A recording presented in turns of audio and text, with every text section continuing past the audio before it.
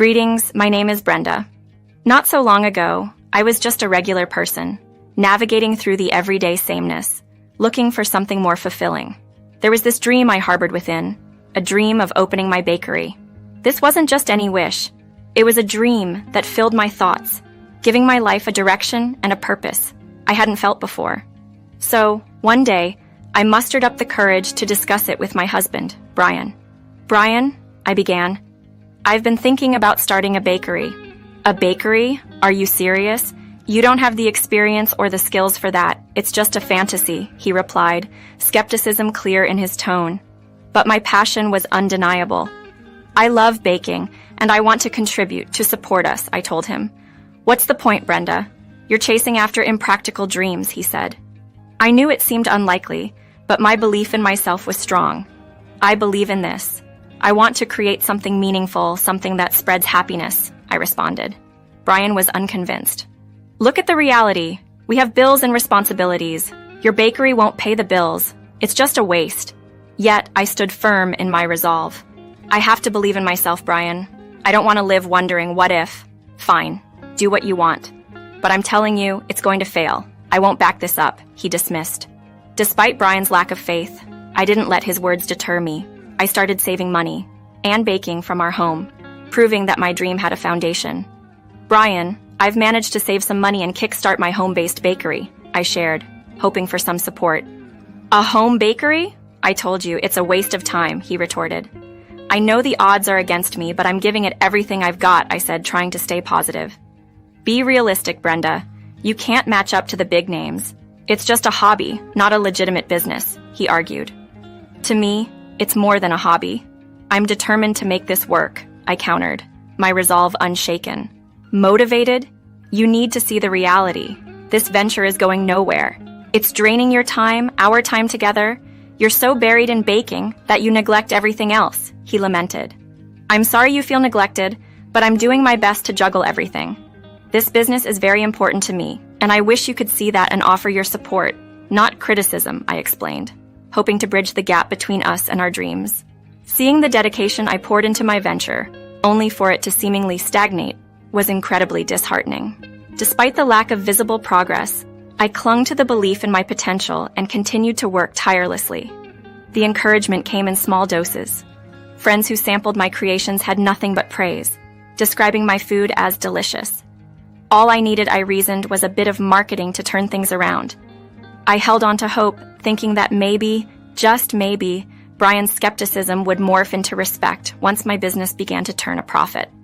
Then one day, my world was upended in the most unexpected way. Brian didn't return home. Concerned, I tried reaching out to him, thinking perhaps he was caught up at work. But my calls went unanswered. The following day, he finally called. Brenda, start packing your bags, he said abruptly. Confused, I replied, Packing? Are we going somewhere? Not we, just you, he stated coldly. Me? Where am I supposed to go? I asked, a sense of panic rising within me. Out of my house, he declared. I'm going to marry Helen. I want her to move in, so you need to leave before she arrives. His words hit me like a freight train. I was immobilized by shock, unable to fully grasp the gravity of what he was saying. What? Why? I began, but before I could get the words out, he hung up. Confusion and sadness enveloped me, and I collapsed, overwhelmed by the sudden turn of events. As I wallowed in my thoughts, a doorbell rang, snapping me back to reality. I rushed to the door, hoping against hope for some explanation. Opening the door, I was confronted with the sight of my younger sister, Helen, clad in white, hand in hand with Brian. The shock was palpable. Have you not left yet? Brian's words were like daggers. Why would you do this? If there were issues, we could have talked, I managed to say, my voice trembling. Why this betrayal, Brian? What was I lacking that you sought someone else? The situation was a stark deviation from the struggles I faced with my bakery, a personal betrayal that cut deeper than any business failure could. You lack everything. You're just a housewife who can't even make me happy. Look at Helen, she's stunning and perfect. She brings me joy. You're always preoccupied with household tasks or that pointless bakery, Brian coldly asserted, his words cutting deep. Busy? Who am I doing all this for? For you, for our home, right? I retorted, trying to defend my actions and the love I poured into our life together. It doesn't matter anymore. We're over, and it's time for you to leave. Either you leave by yourself, or I'll force you out, he declared, the finality in his voice leaving no room for argument. Helen's smirk only fueled my anger. What's so funny? You're my sister. How could you betray me like this? I asked, disbelief and hurt mingling in my voice. Your sister? Oh, please. I'm in a different league. My new husband is wealthy, and unlike you, I can keep him satisfied. So, you should leave. We're having our wedding party tonight, and you better be gone, Helen taunted with a sense of superiority. For the last 3 years, I had poured my heart and soul into making my marriage work and into pleasing Brian. But it was all for naught. Helen's words made me feel utterly inadequate, as if I was never enough. That house, though legally Brian's, was filled with my efforts and memories in every corner. Yet, within moments, everything I held dear crumbled before my eyes. Blaming fate, I left the place that was once my home. As I wandered, lost in my turmoil, I was suddenly yanked aside. It was a woman. What? Mary! I was taken aback, anger and surprise intermingling. Are you blind? You were walking right in the middle of the road. A car could have hit you, Mary exclaimed, concern laced with frustration in her voice.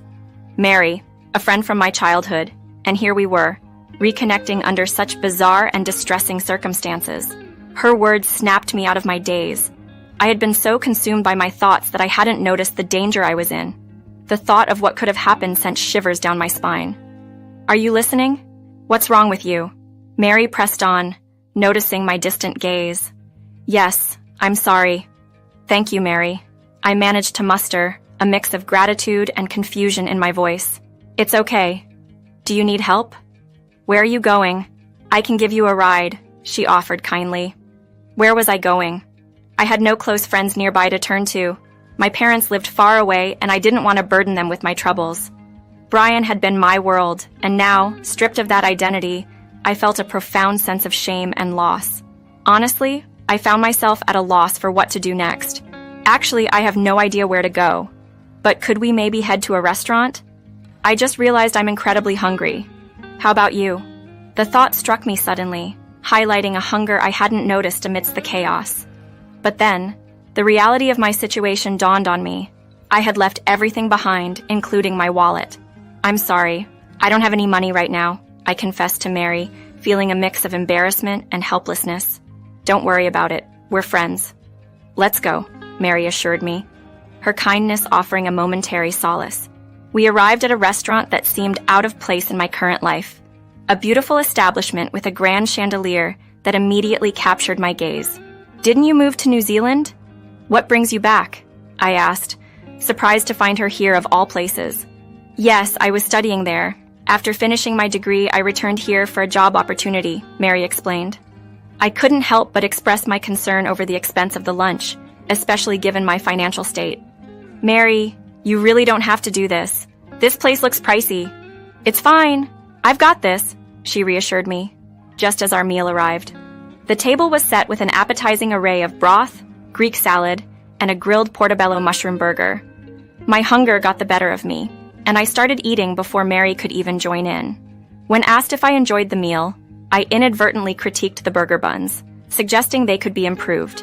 Mary seemed surprised, noting, "Our buns and pizzas are quite popular here." Apologizing, I clarified, "The food is great, but I think there's always room for improvement.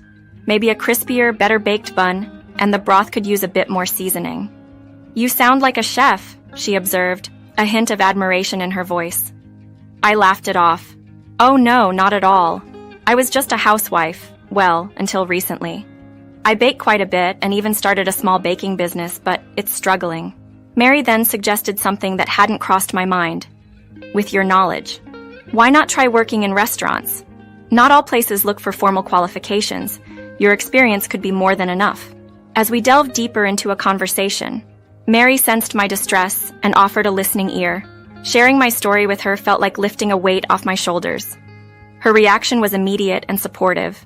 What a terrible situation. You know, we could take legal action against him. But I was hesitant. No, I don't want anything from him. What's the point if the love is gone? He should live his life in peace. Your kindness is boundless, Brenda. He'll realize his mistake. But now, focus on yourself. You're full of potential. Why not explore job opportunities? I'll help however I can. Encouraged by Mary's faith in me, I started to see a glimmer of hope. Perhaps I could turn this new page in my life into a chapter of growth and self-reliance. Do you know of any places that might be hiring? I need to start somewhere, and I'm ready to become independent. Absolutely. I'll arrange a meeting for you with the owner, Mary assured me with a smile. Her words were a beacon of hope in my turbulent sea of uncertainties. That's incredibly kind of you. Are you part of the management team? I inquired, marveling at how swiftly she was orchestrating these opportunities for me. Yes, you could say that, Mary replied, a hint of mystery in her voice. After the meal, Mary took care of the bill, and we left the restaurant together.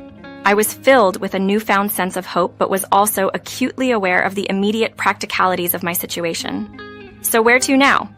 Honestly, I'm not sure where I'll go, I confessed. I'm your friend, aren't I? Why don't you stay with me until you figure things out? Mary offered generously. Are you sure? You've already been so kind? I hesitated, overwhelmed by her continuous support. No problem at all. Stay with me as long as you need. She insisted. Gratefully, I moved in with Mary. Her home was a haven, complete with a vast library brimming with business books. That night, as I lay in bed, thoughts of Brian and Helen's betrayal intertwined with the possibilities that lay ahead. Despite the pain of the past, I was ready to embark on a new journey of self-discovery and independence. The following morning, dressed in Mary's office attire, I barely recognized the person staring back at me in the mirror. The reflection showcased a confident, smart individual, a stark contrast to the apron-clad, tomato-scented version of myself I had grown accustomed to. A fleeting thought crossed my mind. Could this transformation have saved my relationship with Brian? But I was quickly snapped back to reality by Mary's voice. You look smart. Ready for the interview? She asked. Yes, hoping for the best, I replied, a mixture of excitement and nerves swirling within me. Mary drove me to the restaurant, explaining where I needed to go before heading off to her meeting. As I entered the waiting area, the magnitude of the moment hit me. It was my very first job interview.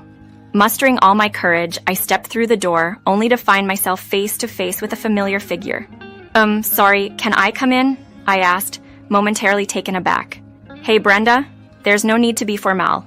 Come and sit, Mary gestured, her voice warm and inviting. I took a seat opposite her, realizing then that she was the owner of the restaurant, the very establishment I had unwittingly critiqued the day before. A wave of embarrassment washed over me. Sorry, Brenda, I wanted to surprise you. I didn't mention it yesterday to avoid overwhelming you, Mary explained, a gentle smile on her face.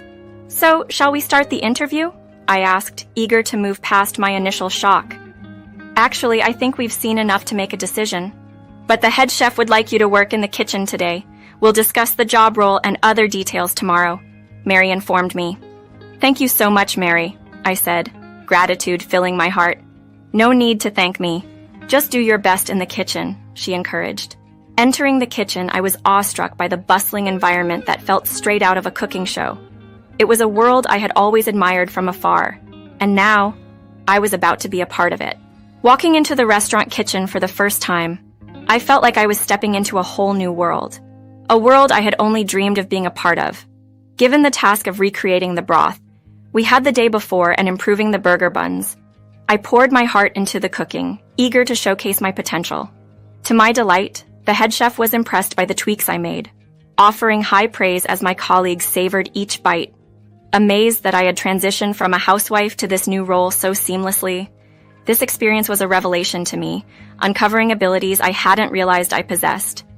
There was still much for me to learn, but I was determined to make the most of this opportunity. Surprisingly, I secured the job, and the salary was beyond anything I had imagined. This job became my new world, my sanctuary, and I dedicated myself to it fully. As time went by, my hard work paid off with a promotion to head chef, and under my guidance, our flatbreads and broths drew crowds from all over, eager for a taste. Despite the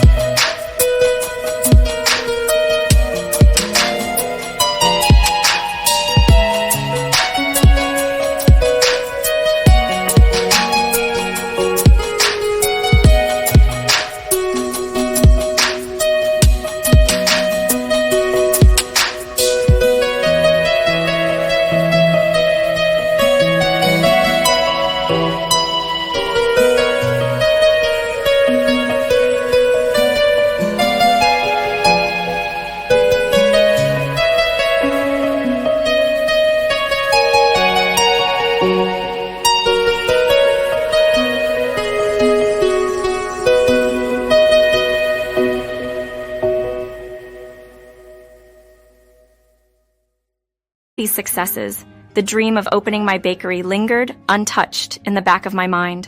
With newfound confidence and resources, I finally decided to share my aspirations with Mary. "Mary, there's something I need to discuss with you," I began, hesitating slightly. "Of course, Brenda. What's on your mind?" she encouraged. "I've been thinking about my lifelong dream of opening a bakery. To pursue it, though, I'd need to leave the restaurant," I admitted, nervous about her reaction. "That's bittersweet news," Mary responded with a supportive yet sad tone. "But I wouldn't dream of holding you back. You have the talent to create something extraordinary on your own, and I fully support you."